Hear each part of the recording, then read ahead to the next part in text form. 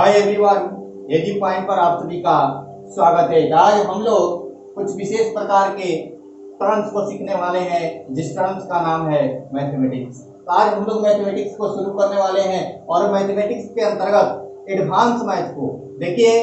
जो अर्थमेटिक होता है वह जो होता है काफी सिंपल होता है, क्योंकि अर्थमेटिक क्लियर करा देना काफी इजी वे में हो जाता है और उसके बहुत सारे ट्रिक्स और कॉन्सेप्ट बनते हैं। लेकिन एडवांस आते आते सारे ट्रिक्स और कॉन्सेप्ट खत्म हो जाते हैं। इसलिए मैं पहले ही आप सभी को यह दिखा देना चाहता हूं कि आखिर एडवांस होता क्या है। एडवांस भी कोई एडवांस नहीं होता, एडवांस भी सिंपल ही होता है। एडवांस को हम लोग एकदम सिंपल तरीके से पढ़ेंगे, ठीक है। तो इसका नाम है केवल एडवांस है, लेकिन यह एडवांस है नहीं। अपने माइंड से निकाल दीजिएगा कि हम लोग एडवांस पढ़ रहे हैं। हम लोग क्या पढ़ रहे हैं? तो सिंपल ही पढ़ रहे हैं। तो आइए एडवांस को हम लोग सीखते हैं। एडवांस और एडवांस में भी 3D फिगर को स्टार्ट करने वाले हैं, तो जानेंगे कि आखिर 3D फिगर होते क्या है। तो चलिए 3D फिगर, आइए पहले 3D के बारे में जानते हैं कि 3D होता क्या है।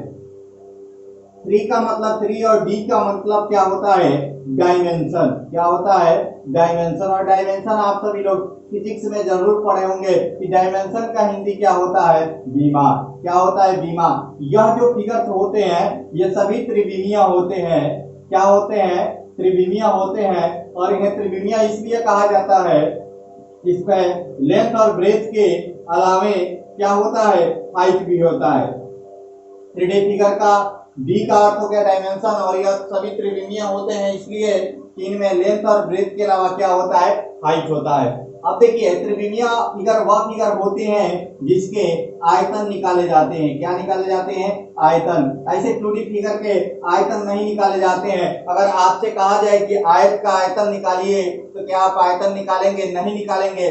क्यों नहीं निकालेंगे? क्योंकि आयत में लंबाई और चौड़ाई होता है, ऊंचाई नहीं होता है। तो हम लोग आज सीखने वाले हैं किसको? तो 3D को। और 3D में जानेंगे कि कौन कौन से फिगर्स के क्या क्या टर्म्स होते हैं और उस टर्म्स को जानेंगे, ठीक है। तो चलिए स्टार्ट करते हैं। आज हम लोग 3D को और 3D के बारे में जानते हैं। तो चलिए यहाँ पर देखिएगा कि 3D फिगर के बारे में हमने बताया कि यह क्या होते हैं। इसमें लंबाई, चौड़ाई और ऊंचाई, लंबाई, चौड़ाई और ऊंचाई तीनों होता है, और इन्हें अंतरिक्ष में रिप्रेजेंट किया जाता है, इसलिए इन्हें 3D फिगर कहा जाता है। तो यहाँ पर समझिए कि 3D फिगर के अंतर्गत हम लोग जब देखेंगे तो सबसे पहले क्यूबॉइड को देखेंगे, लेकिन उसके पहले कुछ बातों को ध्यान से समझिएगा कि 3D फिगर में आयतन निकाला जाता है। आयतन क्या निकाला जाता है?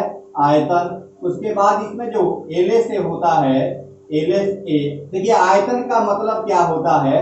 इस आयतन का मतलब क्या होता है? इस आयतन का मतलब यह होता है कि जो भी हमारी फिगर होंगी, 3D फिगर्स होंगी, उसके अंतर्गत उसकी क्षमताएं क्या है। आयतन का मतलब क्या होता है? उसकी क्षमता क्या है, उसकी क्षमता क्या। हम लोग उसकी क्षमता को ज्ञात कर रहे हैं। तो आयतन का मतलब क्या हुआ? उसकी क्षमता, उसकी इफिशियंसी क्या है वह हम लोग ज्ञात कर रहे हैं, कोई भी फिगर हो, ठीक है। उसके बाद SA यानी सरफेस एरिया भी, इसमें सरफेस एरिया 2 प्रकार का होता है। एक LSA या इसे CSA भी कहा जाता है। LSA या CSA। और एक क्या होता है?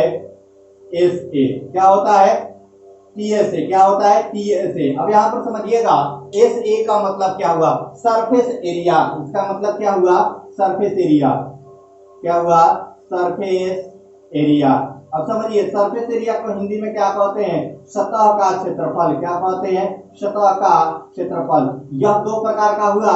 एक लेटरल सरफेस एरिया, देखिए जब घन घनाभ पढ़ेंगे तो उसमें इसे लेटरल सरफेस कहा जाएगा, क्योंकि देखिए घन और घनाभ की आकृतियां जो होती है वह सामान्य रूप से कमरे की आकृतियों को हम लोग ध्यान में रखकर उन्हें पढ़ते हैं, ठीक है। और CSA इसलिए हो जाता है जब बेलन का पढ़ेंगे तो उसमें क्या होता है कि कर्व मुड़ा होता है, इसलिए वह क्या होता है? CSA हो जाता है, ठीक है। अब देखिए इसे TSA यानी टोटल सरफेस एरिया, इसे lateral surface area, lateral surface area, lateral surface area. LSA का मतलब हुआ, CSA का मतलब क्या हुआ? Curved surface area. क्या हुआ? Curved surface area. क्या हुआ? Curve surface area. अब समझिएगा इन्हें क्या कहा जाता है? वक्र पृष्ठीय क्षेत्रफल। क्या कहा जाता है? वक्र पृष्ठीय क्षेत्रफल। ठीक है, पृष्ठीय क्षेत्रफल कहने से दो चीजों का कंफर्म होता है, एक होता है वक्र पृष्ठीय क्षेत्रफल और दूसरा होता है संपूर्ण सतह का TSA यानी टोटल सरफेस एरिया। क्या होता है? Total surface area. क्या होता है? टोटल सरफेस एरिया यानी संपूर्ण पृष्ठीय क्षेत्रफल। क्या होता है? संपूर्ण पृष्ठीय क्षेत्रफल।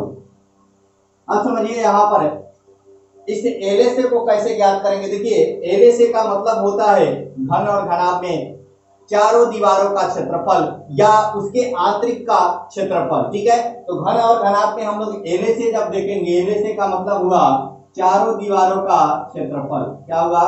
चारों दीवारों का क्षेत्रफल। और संपूर्ण पृष्ठीय क्षेत्रफल का मतलब घन और घनाभ में हुआ, क्योंकि पहले हम लोग घन और घनाभ को ही देखेंगे। तो घन और घनाभ में संपूर्ण पृष्ठीय क्षेत्रफल का मतलब हुआ, जैसे हम लोग कमरे की बात कर रहे हैं तो कमरे के चारों दीवारों का अगर क्षेत्रफल पूछे तो हमें क्या निकालना है? तो हमें उसका एलए से निकालना है, लेटरल सरफेस एरिया निकालना है। और यदि संपूर्ण कमरे का क्षेत्रफल पूछे तो हमें क्या करेंगे? देखिए संपूर्ण कमरे में नीचे का फर्श और ऊपर का सीलिंग भी आता है, यानी टोटल सरफेस एरिया उस कमरे के संपूर्ण पृष्ठीय क्षेत्रफल का मतलब हुआ उसमें नीचे के फर्श और ऊपर के सीलिंग को भी ऐड कर देंगे तो हमारा क्या निकल जाएगा? पीएसए निकल जाएगा। समझ गए? तो चलिए हम लोग देखते हैं कि एलएसए क्या है और पीएसए क्या है। उसके बाद पहले फिगर को देखते हैं कि घनाभ क्या है। सबसे पहले क्यूबाइड को देखेंगे और क्यूबाइड के अंतर्गत सभी बातों को देखेंगे। और हाँ, यहाँ पर जो फिगर होगा उस फिगर के दोनों ही पार्ट को हम लोग देखेंगे, ठोस और खोखला। ठोस और खोखला यानी दोनों ही पार्ट को देखेंगे साथ ही साथ। जब ठोस और खोखला को हम लोग सामान्य रूप से पढ़ लेंगे, जब ठोस और खोखला को सामान्य रूप से पढ़ लेंगे तब हम लोग मिश्रित आकृतियों को देखेंगे, जिन्हें मिसलिनियस टर्म्स के अंतर्गत हम लोग देखेंगे, तब जाकर हमारे 3D कंप्लीट होंगे। तो 3D के समझने के लिए फिर से एक बार समझिए कि जो 3D फिगर होते हैं उन्हें अंतरिक्ष में व्यक्त किया जा सकता है, उनका आयतन निकाला जा सकता है, इसलिए उन्हें 3D कहा जाता है। अब यहाँ पर समझिए कि ऐसे भी इसमें दो प्रकार का होता है, एलएसए या सीएसए और पीएसए। तो चलिए आज हम लोग स्टार्ट कर रहे हैं घनाभ क्यूबाइड को और क्यूबाइड को देखते हैं। ठीक है, चलिए यहाँ पर है क्यूबाइड को हम लोग देख रहे हैं कि आखिर क्यूबाइड कैसा होता है, उनकी क्या प्रॉपर्टीज हैं, सबको एक एक करके हम लोग देखते हैं। ठीक है, चलिए देखिएगा यहाँ पर है क्यूबाइड। क्यूबाइड जो होता है इसकी आधार आकृति, इसकी आधार जो आकृति होता है, आधार फिगर जो होता है वह होता है आयत, रेक्टेंगल। क्या होता है? रेक्टेंगल। ठीक है, क्या होता है इसका आधार फिगर? इसका होता है रेक्टेंगल। देखिए कुछ इस प्रकार का क्या होता है, कुछ इस प्रकार का हमारा क्यूबाइड होता है। क्या होता है? क्यूबाइड। क्या होता है? घनाभ। हिंदी में इसे क्या कहते हैं? घनाभ कहते हैं। समझिएगा इस घनाभ में यह वाला जो पोर्शन होता है, यह वाला पोर्शन, इसे लेंथ कहा जाता है। इस वाले पोर्शन को क्या कहा जाता है? ब्रेथ कहा जाता है। और इस वाले पोर्शन को क्या कहा जाता है? हाइट कहा जाता है। अब हमारे घनाभ में इस लेंथ, ब्रेथ और हाइट के पश्चात भी कुछ चीजें होती हैं, उन चीजों को हम लोग समझ रहे हैं। देखिए हमारी जो घनाभ है वह 3 डायमेंशनल फिगर है, जिसमें लंबाई, चौड़ाई और ऊंचाई इन तीनों के मान क्या होते हैं? समान नहीं होते। इसलिए इसका बेस आधार फिगर क्या है? आयत है, क्योंकि आयत में लंबाई, चौड़ाई और ऊंचाई क्या होते हैं? लंबाई और चौड़ाई होते हैं, जो कि समान नहीं होते, केवल आमने सामने की भुजाएं समान होती है। तो चलिए यहाँ पर समझते हैं हम लोग। इसमें इन फिगर्स में क्या क्या होते हैं? लंबाई, चौड़ाई और ऊंचाई के अलावे देखिए यह हमारा सामने का फिगर होता है, यह जो है ए, बी, सी और डी, यह सामने का फिगर। और यह जो हमारा होता है यह वाला, जैसे यहाँ पर ई, एफ, जी, एच, यह हमारा बैक का फिगर होता है। क्या होता है? बैक का। देखिए 3D आकृति है और इसके फिगर को देखिए, डिजिटल बोर्ड तो है नहीं, कुछ इसी ही प्रकार का फिगर होता है। थोड़े से यहाँ पर इसको बना लीजिएगा। ठीक है, चलिए अब देखिएगा यहाँ पर समझिए कि इसमें कौन कौन से और टर्म्स होते हैं। जैसे इसमें देखिएगा इसके किनारे कितने होते हैं, किनारे कितने होते हैं। उसके बाद इसके शीर्ष कितने होते हैं, शीर्ष कितने होते हैं, ठीक है। उसके बाद इसके फलक कितने होते हैं, ठीक है। इसके बाद इसके फलक कितने होते हैं। तो आइए इन सबको समझते हैं एक एक करके। विकर्ण कितने होते हैं, एक टर्म होता है विकर्ण जिसे इंग्लिश में डायगोनल कहते हैं। अब देखिएगा किनारा क्या है, किनारा, किनारा को कैसे निकालेंगे। तो यहाँ पर समझिए, पहले शीर्ष को हम आपको गिनवाते हैं। देखिए 1 2 3 4 4, ठीक है। उसके बाद समझिएगा 1 2 3 4 हो गया और 4 इसका हो गया, यानी इस फिगर का 4, 1 2 3 4 इस फिगर का और इस फिगर का भी क्या हो गया 4। तो 4 4 कितने हो गए, 8 शीर्ष हो गए, ठीक है। उसके बाद इसके किनारे कितने होते हैं। तो यह जो फिगर है यह 3 साइड्स फिगर होता है। क्या होता है, 3 साइड्स। तो इसमें किनारों की संख्या कितनी हो जाएगी, 12 हो जाएगी। 4 तो यहाँ पर सामने और 4 4 3 साइड्स में हो जाएंगे। उसके बाद फलक, इसके सतह कितने होते हैं, तो 6 सतह होते हैं, ठीक है। इसके 6 सतह होते हैं और विकर्णों की संख्या जो होती है 4 होती है, ठीक है। समझिएगा घनाभ में 12 किनारे 8 शीर्ष, ठीक है। उसके बाद 6 फलक जिसे क्या कहते हैं, सतह कहते हैं। क्या कहते हैं, सतह, सतह। और विकर्णों की संख्या कितनी होती है, 4 होती है। यह तो इसके प्रॉपर्टीज है, लेकिन प्रॉपर्टीज से क्वेश्चन नहीं आते हैं। जो क्वेश्चन आते हैं हम उसको देखेंगे, ठीक है। जो क्वेश्चन आते हैं हम उसको देखेंगे कि आखिर इसके आयतन के फॉर्मूले क्या है, इसके आयतन के फॉर्मूले क्या है, साथ ही साथ इसके एलए से क्या है और टीए से क्या है, इसको हम लोग देखने वाले हैं, ठीक है। तो चलिए अब देखिएगा यहाँ पर, इसको आप स्क्रीनशॉट लेते रहिएगा, ठीक है। चलिए हम जो बताने वाले हैं इसमें यह बताने वाले हैं कि हम लोग विदाउट ऐसे फॉर्मूले को कैसे याद करेंगे, ठीक है। चलिए इसका आयतन का जो फॉर्मूला होता है, आयतन, किसका आयतन, हम लोग क्या पढ़ रहे हैं, तो घनाभ। क्या पढ़ रहे हैं, घनाभ। देखिए आयतन का इसका जो फॉर्मूला होगा, आयतन का वह होगा आधार का क्षेत्रफल। अब समझिए यहाँ पर जो हम लोग आयत बनाए हुए थे, आयत, आयत, जब दो आयतों को मिलाए, ऐसे मिलाए ना, तभी ना जाकर के हमारा यह घनाभ बना था, ठीक है। यह घनाभ बना था। तो इसकी बेस फिगर क्या हो गया, इसका बेस फिगर जो हो गया वह क्या हुआ, इसका बेस फिगर क्या हुआ, तो आयत हुआ। क्या हुआ, आयत। यानी इसके आधार आकृति का क्षेत्रफल, इसका बेस फिगर क्या हो गया, आयत। आयत का क्षेत्रफल क्या होता है, आयत का क्षेत्रफल क्या होता है, आयत का क्षेत्रफल होता है लंबाई गुने चौड़ाई। क्या होता है, लंबाई गुने चौड़ाई। तो आधार फिगर का क्षेत्रफल निकल गया, तो इस आधार फिगर के क्षेत्रफल में क्या करेंगे, ऊंचाई से गुना कर देंगे तो हमारा आयतन निकल जाएगा। तो इसे समझिए, किसी भी 3D फिगर का हमें आयतन निकालना है तो उसके आधार वाले जो फिगर हैं, बेस फिगर हैं, उसके क्षेत्रफल में हम क्या करेंगे, ऊंचाई से गुना कर देंगे तो उसके आयतन की प्राप्ति हो जाएगी। तो यहाँ पर समझिए इसके आधार क्या है, आयत है। तो यहाँ पर समझिए आधार आकृति का क्षेत्रफल, यानी आधार का क्षेत्रफल भी इसे लिख सकते हैं। आधार का क्षेत्रफल गुने क्या हो जाएगा, गुने ऊंचाई। क्या हो जाएगा, ऊंचाई। आधार का क्षेत्रफल गुने ऊंचाई हो जाएगा। तो आधार का क्षेत्रफल क्या है, लंबाई गुने चौड़ाई, लंबाई गुने चौड़ाई, है ना। तो यहाँ पर ऐड हो जाएगा एक ऊंचाई। तो इस प्रकार इसका क्या हो जाएगा, इसका आयतन क्या हो जाएगा, LBH। यानी हमारे घनाभ का जो आयतन होता है वह क्या हो जाएगा, LBH हो जाएगा। क्या हो जाएगा, LBH हो जाएगा। अब समझिए इसके CSA में, इसके SA में दो प्रकार के ऐसे होते हैं। एक होता है LSA। क्या होता है, LSA, जिसे LSA लेटरल सरफेस एरिया, और एक होता है TSA टोटल सरफेस एरिया। यह तो फॉर्मूले की बात है, फॉर्मूला को हम समझा रहे हैं, ठीक है। फॉर्मूले की बात है, हम फॉर्मूला को समझा रहे हैं, फिर इस पे क्वेश्चन को कराएंगे तो फिर एक एक करके सारे कंसेप्ट आप सभी के क्लियर हो जाएंगे। अब देखिए आयतन का मतलब क्या होता है। जैसे कि हमारी जो कमरा है, कमरा, इस कमरे में अगर पूछे कि वायु का आयतन कितना है, यानी इस कमरे में टोटल कितनी हवा रह सकती है। देखिए हमारी जो घनाभ की आकृति होती है वह कमरे के यानी रूम से हम लोग देखते हैं, उसकी तुलना करते हैं। तो अगर पूछे कि इस कमरे में, सभी लोग तो कमरे में होंगे और उनके समक्ष एक जरूर ही कमरा होगा, तो इस कमरे में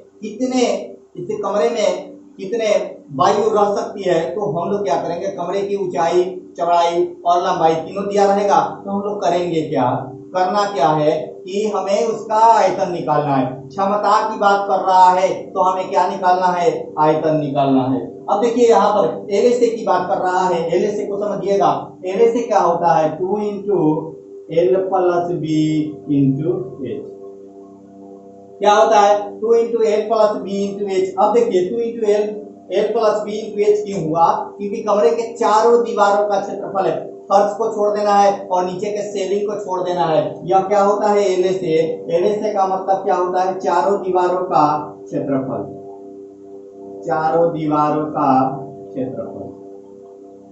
अब देखिए यहां से जो क्वेश्चन आते हैं कि कमरे के चारों दीवारों की पुताई का खर्च ज्ञात करिए, कमरे के चारों दीवारों के पुताई का खर्च ज्ञात करिए। हमें फर्श और सीलिंग नहीं करवाना है, ठीक है। हमें क्या करवाना है, केवल चारों ही दीवारों की पुताई करवानी है इस पे, ठीक है। इस पे पुताई करवानी है, इसका पेंटिंग करवाना है, तो उसके खर्च निकल सकते हैं यहाँ से। उसके बाद देखिएगा पीएसए या फिर चारों दीवारों का क्षेत्रफल। तो पीएसए में क्या होता है, एलएसए प्लस ऊपर वाले फिगर और नीचे वाले फिगर को जोड़ देंगे तो ऊपर जो हमारा आकृति बन रहा है, ऊपर भी तो हमारा आयत बन रहा है और नीचे भी तो आयत बन रहा है ना। देखिएगा फर्श कैसा है, तो आयत है, और ऊपर का जो सीलिंग है, छत है, वो अभी तो क्या है, आयत है। तो इसमें क्या करेंगे, आयत को जोड़ देंगे, यानी दो आयत के क्या होंगे, क्षेत्रफल ऐड हो जाएंगे, क्योंकि उसमें यहाँ पर समझिए 2 इंटू एल प्लस बी या इंटू क्या है, एच, ठीक है। यह तो वक्र पृष्ठीय क्षेत्रफल हो गया।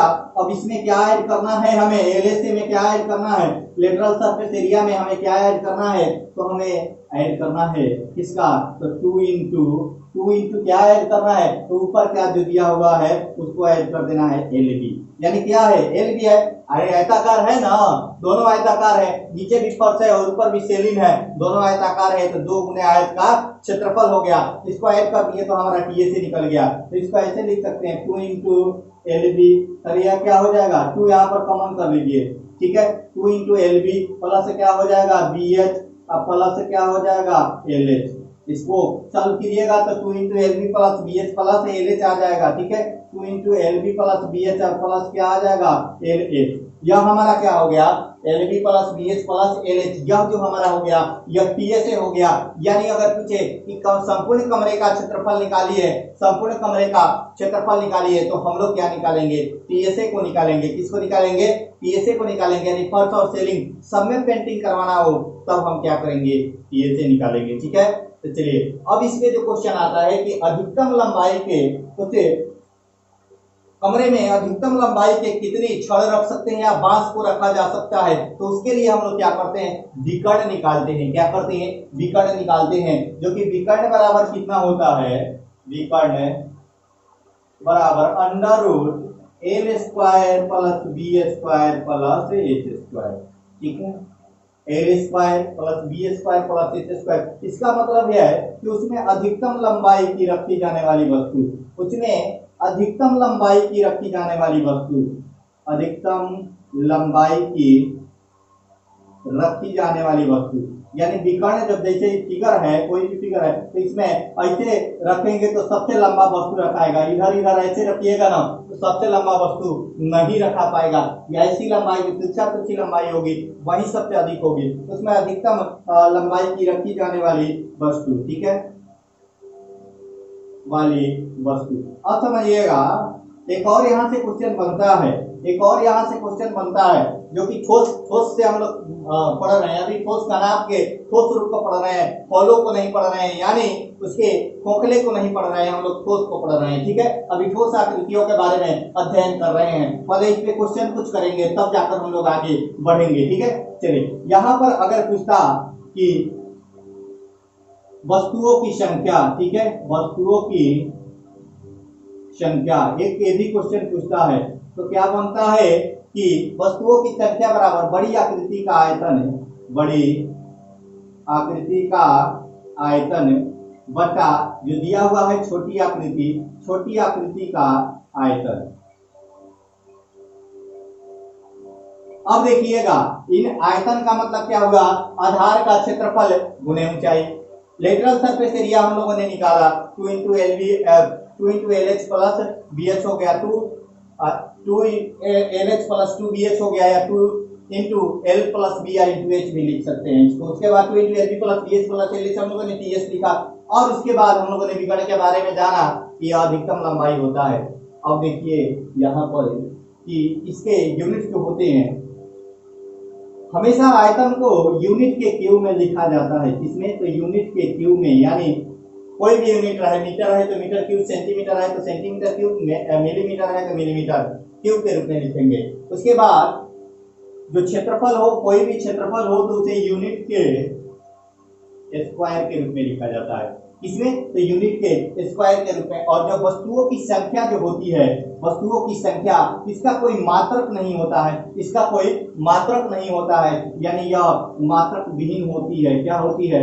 मात्रक विहीन होती है। ठीक है, इससे लोग क्या करते हैं कि सब चीज निकालने के बाद 240 अगर संख्या है तो 240 मीटर स्क्वायर मार के चले आते हैं। तो इन बातों को भी ध्यान में रखना है, क्योंकि सब कुछ आते हुए भी गलत हो जाते हैं। ठीक है, तो आप लोग स्क्रीनशॉट ले, इसका स्क्रीनशॉट ले, फिर हम इस पर आधारित कुछ क्वेश्चन करवाते हैं और फिर आगे बढ़ते हैं। हम आप सभी को दिखाते हैं। देखिए एडवांस मैथ है, अर्थमेटिक तो बहुत इजी वे में हो जाता है, लेकिन एडवांस को कवर कराना काफी ही जरूरी होता है। क्योंकि देखिए क्वेश्चन अर्थमेटिक से ज्यादा आते हैं, वह केवल क्या करता है, वह केवल एग्जामिनेशन को क्रैक करवाता है, लेकिन आपके ज्वाइनिंग की तरफ कौन ले जाता है? तो एडवांस ले जाता है। तो एडवांस की पकड़ होनी चाहिए। ठीक है, एडवांस की पकड़ होनी चाहिए, तो इसलिए मैंने एडवांस को स्टार्ट किया है। अर्थमेटिक तो काफी इजी है, अर्थमेटिक तो यूं ही खत्म हो जाएगा, और एडवांस को भी हम इजी तरीकों से आप सबों के समक्ष प्रस्तुत करने का प्रयास कर रहा हूं। तो आप लोग जरूर ही यह समझ गए होंगे कि आयतन का मतलब क्षमता होता है, और एलएसए जो है घनाभ के, एलएसए का मतलब चारों दीवारों का क्षेत्रफल, टीएसए का मतलब उसके चारों दीवारों के साथ साथ ऊपर के सीलिंग और नीचे के फर्श का। उसके बाद जब अधिकतम लंबाई की कहीं भी बात कहे तो हम उसके विकर्ण को निकालेंगे, जो कि under root L square plus B square plus H square होता है। और संख्या पूछे कहीं भी, जैसे इस दीवार में ईंटों की संख्या ज्ञात करें, तो पूरे दीवार का जो होगा लंबाई चौड़ाई और ऊंचाई दिया रहेगा, यानी यह बड़ी आकृति हो गई दीवार, और इसमें छोटे छोटे जो ईंट लग रहे हैं, इसमें छोटे छोटे जो ईंट लग रहे हैं, उन एक ईंटों का हम क्या करेंगे? आयतन से भाग दे देंगे, तो यह पता चल जाएगा कि इस दीवार में कितनी ईंटें लगेगी। अगर इस दीवार में कितनी ईंटें लगेंगी, लेकिन यहाँ पर जंगले की बात, विंडो की बात नहीं की गई है। ठीक है, विंडो की बात नहीं, केवल ये दीवार में पूरी ईंटें कितनी लगेगी तो वह निकल जाएगा। तो ऐसे भी आप सामान्य रूप से ज्ञात कर सकते हैं। ठीक है, तो चलिए आप सभी एक बार स्क्रीनशॉट लें, फिर हम इस पर आधारित कुछ क्वेश्चन दिखाते हैं, आपको क्वेश्चन करके दिखाते हैं, तब जाकर के आपके पूरे पर, जैसे कि यहाँ पर दिया रहे कि किसी घनाभाकार कमरे की लंबाई 10 सेंटीमीटर, चौड़ाई 25 सेंटीमीटर तथा ऊंचाई 20 सेंटीमीटर हो तो आयतन ज्ञात करें। तो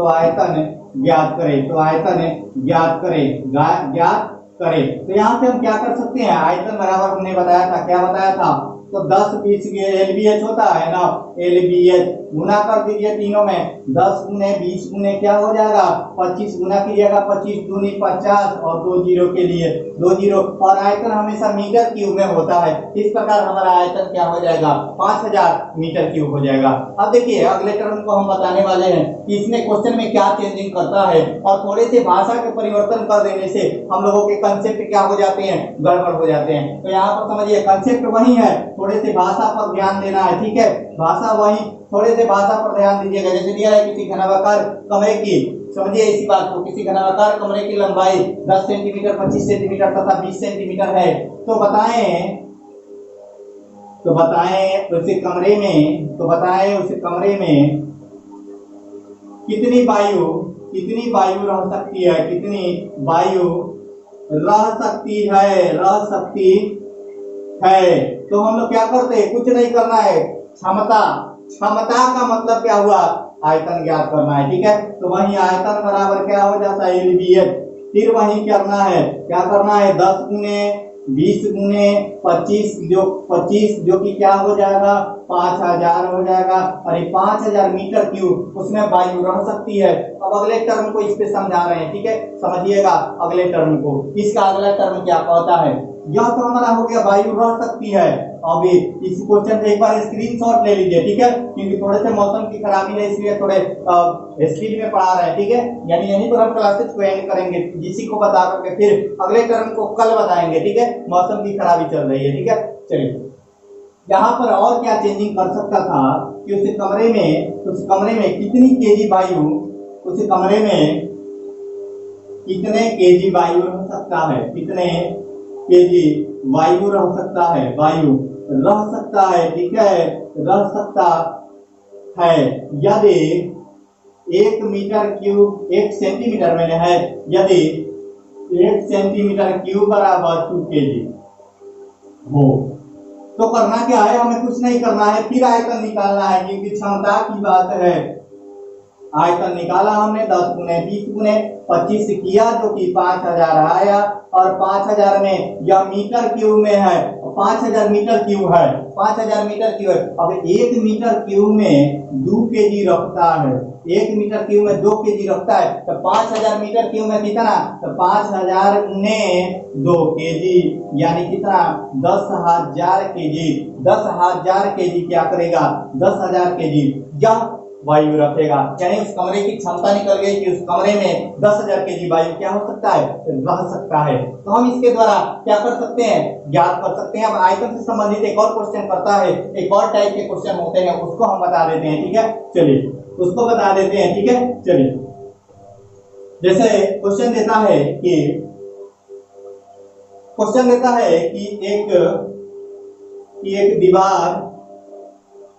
एक दीवार की लंबाई 10 सेंटीमीटर, 20 सेंटीमीटर तथा 30 सेंटीमीटर है, ठीक है। तो बताएं उस दीवार में वही ईंटों की संख्या वाली है, उस दीवार में 4 सेंटीमीटर, 5 सेंटीमीटर तथा उस दीवार में 4 सेंटीमीटर, 5 सेंटीमीटर तथा 2 सेंटीमीटर के कितनी ईंटें लग सकती है, कितनी ईंटें लग सकती है, तो आराम से निकाल सकते हैं ना। वही ईंटों की संख्या, किसी भी आकृति की संख्या निकालना हो तो बड़का का आयतन बटा छोटका का आयतन कहीं भी 3D में, ठीक है। चलिए, तो क्या करना है हमें, बड़े वाले का आयतन क्या है, 10, 20 और 30, या तो देखने से ही पता चल जाएगा, 10 गुने 20 गुने 30, और छोटका का आयतन क्या है, 4 गुने 5 गुने, थोड़े से मार्कर चेंज कर देते हैं, ठीक है। चलिए मार्कर चेंज कर लेते हैं, ठीक है। चलिए 4 गुने यह हो गया 10 गुने 20 गुने 30, ठीक है। नीचे वाला हो गया 4 गुने 5 गुने, ठीक है, 2। अब बस सीधे कटा देना है, 4 पचे कितना हो गया, 20, ठीक है, 2 पचे 10 हो गया, ठीक है, 2 पचे 10, और 5 से 5 कट गया, गुना कर दीजिए, कितना आएगा, तो 150 आएगा। यही हमारी ईंटों की संख्या हो जाएगी, इस प्रकार क्या कर सकते हैं, बड़का की आकृति बता बड़े आकृति का आयतन बटा छोटे आकृति की आयतन, कहीं भी 3D में संख्या ज्ञात करना हो तो हम लोग ज्ञात कर सकते हैं। तो चलिए, मुझे आशा है कि यह क्लासेज आप सभी को जरूर ही पसंद आया होगा। तो आप सभी लोग कमेंट में जरूर बताइएगा कि यह क्लासेज कैसी चल रही है। साथ ही साथ हम अधिक से अधिक क्वेश्चन प्रैक्टिस इस पे करवाएंगे, इसका PDF भी आप सभी को प्रोवाइड करवाएंगे। और मेरी प्लस कोर्सेज जो चल रही है उस प्लस कोर्सेज को आप चाहे तो ज्वाइन कर लें। साथ ही इसके अगले पार्ट्स को कल लेकर आएंगे, यानी LSSA के सरफेस एरिया, और साथ ही हॉलो यानी खोखले घनाभ के बारे में कल पढ़ेंगे हम लोग। यानी एक एक पॉइंट को करके क्लियर करेंगे। थोड़े से मौसम की खराबी चल रही है, नेट की व्यवस्थाएं गड़बड़ हो सकती है, इसलिए मैं क्लासेस को यहीं पे एंड करता हूं। तो मुझे आशा है कि यह क्लासेस जरूर ही अच्छा लग रहा होगा। साथ ही आप लोग पैड क्लासेस जो चल रहा है दिल्ली पुलिस से या फॉरेस्ट गार्ड और होम गार्ड तीनों का प्लस कोर्स है, आप वहां पर जाकर के ज्वाइन कर सकते हैं। साथ ही साथ ज्वाइन करके आप वहां से मैथमेटिक्स पढ़ सकते हैं अच्छे से। रीडिंग की क्लासेस चल रही है और GS भी अच्छे से पॉइंट के साथ, कुछ ट्रिकी GS और ट्रिकी GK दोनों ही आप वहां से कवर कर सकते हैं। तो आप सभी जरूर ज्वाइन करें। तो आज के लिए इतना ही रहने देते हैं, धन्यवाद।